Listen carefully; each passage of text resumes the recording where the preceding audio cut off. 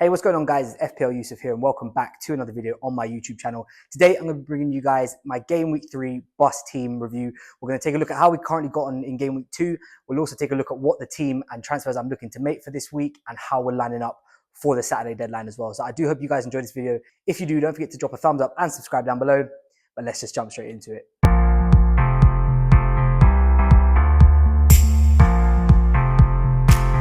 Okay, welcome back, guys. Thank you so much for being here with me today on my YouTube channel for another video. So let's take a quick look at how we got on in Game Week 2. We finished on 49 points overall. It wasn't a great game week. Obviously, we did take a minus 12 as well, so that takes us down to 37 points. We've got an overall rank of 3.8 million, which actually, do you know what? I'm quite surprised we're that high despite the minuses we've been taking. So hopefully, fingers crossed, this week will be better. But we'll take a quick little run through of kind of what the players got. So we'll start off in goal. Matt Sells, Nottingham Forest yet again just lost their clean sheet. I mean, it was a very close game. I think the best case scenario was hoping for a 0-0 draw in that game against Crystal Palace, but they both scored. So obviously he unfortunately lost out on his clean sheet.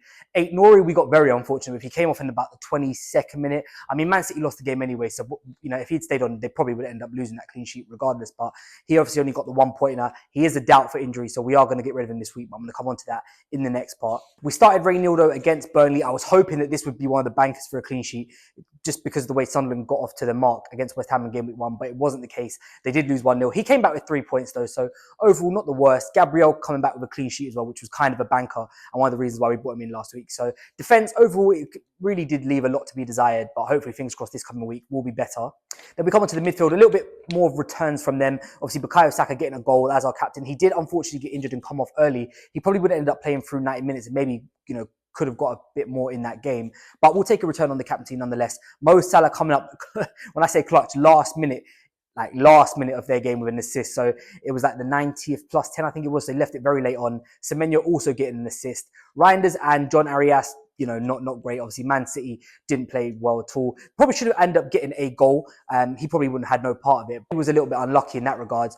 Arias, again, Wolves just look absolutely terrible. Like they're going to really struggle this year. And I think as good as he is as an individual, I don't know how he's going to, you know, bring that individuality into his team. So yeah, Wolves just not great at all. And onto the forwards, Hugo Ekitike continues his form, 9 points. Goal, really well taken goal against Newcastle. Well, that was a crazy game. Scores literally straight after the second half.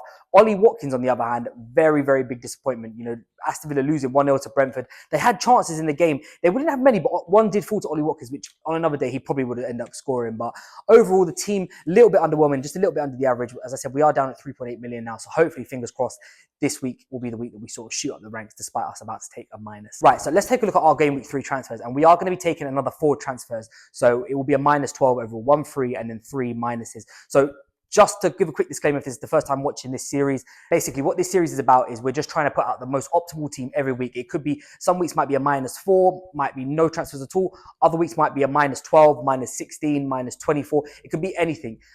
You know, obviously we're not looking at the repercussions that come with the minuses. We're just literally solely trying to put out the best team just to see how high we can finish despite taking minuses. Probably it's going to be most weeks. So yeah, another minus 12 this week for us. So the first up change we've got is Bukayo Saka coming out, and I've got Jack Grealish coming in. So obviously Bukayo Saka is going to be out till after the international breaks, looking like anywhere between 4 to 6 weeks. So he's not going to be fit anytime soon. Plus Arsenal's fixtures aren't exactly great anyway. They are going away to Liverpool this week, whereas Jack Grealish is going away to Wolves. And as I just touched on Wolves in the last section, they are not looking good at all. And Jack Grealish obviously had a great debut with Everton, 2 assists. One of them was really well taken. The other one, a little bit fortunate. It was just a 2-yard pass, and Garner scored an absolute screamer. But I do think Jack Grealish, we're going to see a lot more from him. I don't know how much output and goals we'll see, but I think assist threat will definitely be there. And it's just good to see him back playing, you know, in a sort of free role, whereas Man City, he didn't really get much game time. And when he did, it was almost too structured for him. So yeah, he's the first transfer coming in. Second transfer, we are getting rid of Nori. Now, he might be back, he might not. At the time we record this, we don't have any information about him, but I am going for Maxence Lacroix. They are playing against Aston Villa, where I do think that this is going to be a very close game. Obviously, Villa haven't got off to a good start. Palace have got off to an okay start, but Crystal Palace is just so good defensively, and he is such a DEFCON monster.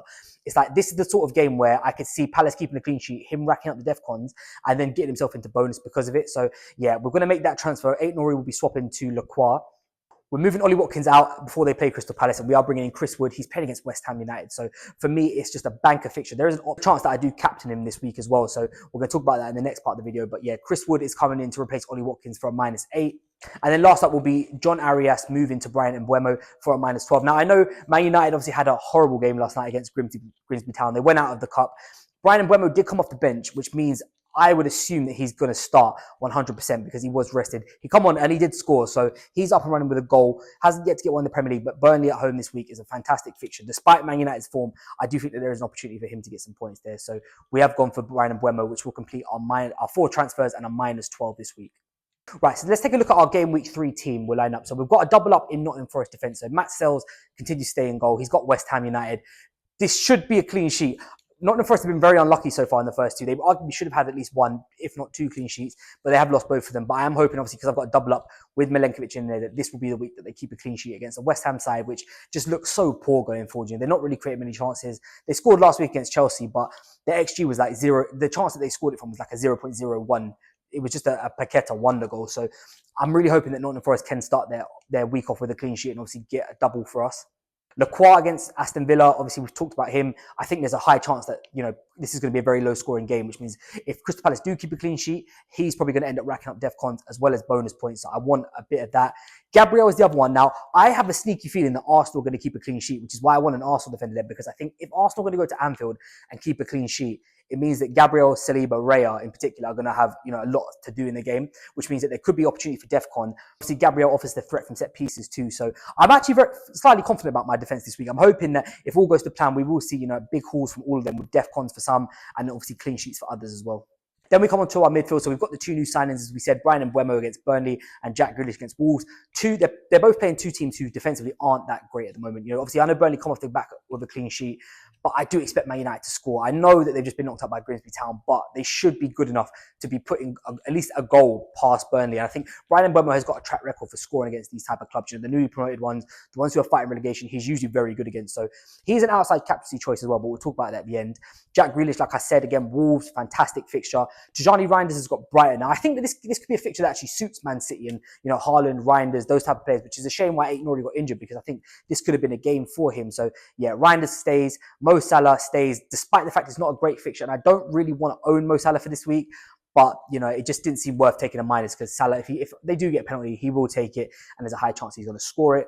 And then obviously Semenyo up against Tottenham. Again, I think that should be quite a good end-to-end game, which means there should be chances for both teams. And I'm hoping with the start Semenyo's made, he will capitalise on that. And then up front, Ekitike stays. Again, same thing. I'm also pre-planning towards when they play Burnley after the international break, which is why I don't want to get rid of them. But also, it just didn't seem worth taking a minus because I didn't really see anyone else out there that I could pivot to. Chris Wood was the guy we did bring in for Ollie Watkins. So he is, got West Ham like we touched on with Nottingham Forest. This should be a win for them.